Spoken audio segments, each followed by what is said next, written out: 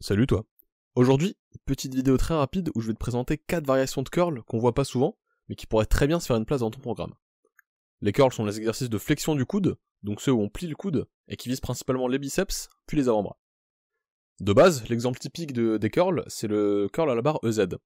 C'est un excellent exercice bien sûr, sur lequel tu peux progresser quasiment à l'infini, et te construire de très bons biceps quasiment rien qu'avec lui. C'est très bien de le faire par exemple 1 à 2 fois par semaine, pour des reps entre 6 et 15, et ça nécessite que très peu de matos, avec en gros juste une barre EZ. Mais ça a quelques désavantages, et notamment le manque de stabilité, qui fait qu'au bout d'un moment, quand tu mets sur la barre par exemple la moitié de ton poids, c'est compliqué de rester stable. Donc voyons des exercices qui peuvent éventuellement pallier à ces faiblesses, ou stimuler tes biceps de façon un peu différente. La première variation qu'on va voir c'est le reverse easy curl, donc le curl à prise inversée, qui est globalement assez similaire au curl à la barre EZ, mais avec une prise en pronation plutôt qu'en supination, donc en prenant la barre avec les paumes vers le bas. Cette variation limite le poids que tu peux mettre, donc déjà ça permet une technique plus stricte, et ça empêche de se faire déstabiliser par la barre, et ça a aussi un bénéfice exclusif par rapport à la version de base, c'est que ça met plus d'emphase sur le brachioradialis, qui est le muscle situé sur le dessus de l'avant-bras. Bien sûr ça entraîne aussi très bien le biceps, c'est juste un léger biais en plus vers l'avant-bras, comme avec par exemple les curls marteau. Ensuite, autre variation du curl normal, t'as le strict curl. Il y a plusieurs manières de le faire, mais en gros ça consiste à rendre l'exercice de base plus stable. Ici je le fais en m'adossant contre un mur par exemple. On peut aussi le faire avec des équipements spéciaux, ou alors juste en mettant un banc entre ses jambes et en serrant ses jambes contre ce banc, ce qui stabilise un tant soit peu l'exercice. Du coup on résout bien les problèmes d'instabilité, c'est plus simple de gérer des charges un peu plus lourdes, mais avec le petit inconvénient de limiter l'amplitude du mouvement, puisque ton propre torse et tes propres jambes bloqueront la barre au bout d'un moment. Du coup c'est encore plus important de bien retenir la négative, et de ne pas rush l'exercice de rebondir la barre en bas, etc.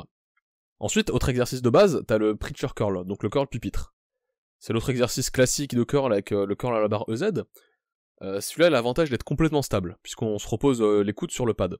Il est aussi plutôt safe, puisqu'à tout moment on peut juste lâcher la barre, et ça permet de bien standardiser ses reps. Mais parfois un bras peut prendre le dessus sur l'autre, ou alors si on s'entraîne chez soi on n'a pas forcément accès à un pupitre. Et c'est là qu'entre en scène la prochaine variation, le curl pupitre unilatéral.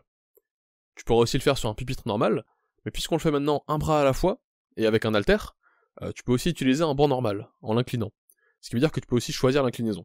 Tu peux aller de presque vertical, ce qui transformerait l'exercice en une sorte de curl araignée unilatéral, ou alors jusqu'à environ 45 degrés.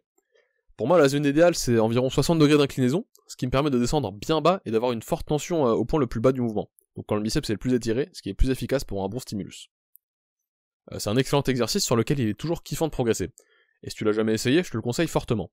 Il faut juste essayer de pas trop tricher en avançant son torse sur le banc. Ensuite, dernière variation qu'on va voir, elle sera basée, elle, sur le curl à la poulie basse, qui est un autre très bon exercice pour les biceps, où tu mets la poulie en position basse, et juste tu fais des curls. Ça peut être à la corde, à la barre droite, ou avec n'importe quel autre implément. La variation est donc le curl à la poulie couché. C'est peut-être l'exercice le plus original qu'on va voir aujourd'hui, mais il est surprenamment très efficace.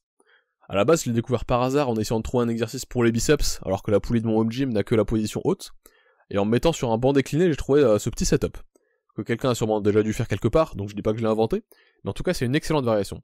Elle est très agréable à faire, la sensation est vraiment très smooth, il n'y a aucune douleur aux pressions sur les coudes, vu que c'est à la poulie ça permet une progression sans problème et d'avoir une bonne tension pendant tout le mouvement, et il y a une possibilité de personnalisation de l'exercice en changeant l'embout. Donc ici je le fais à la corde, mais j'ai aussi testé avec une petite barre droite, et c'est aussi très sympa. Dans une salle publique, tu peux le faire en te couchant par terre et en mettant tes pieds sur la machine pour stabiliser.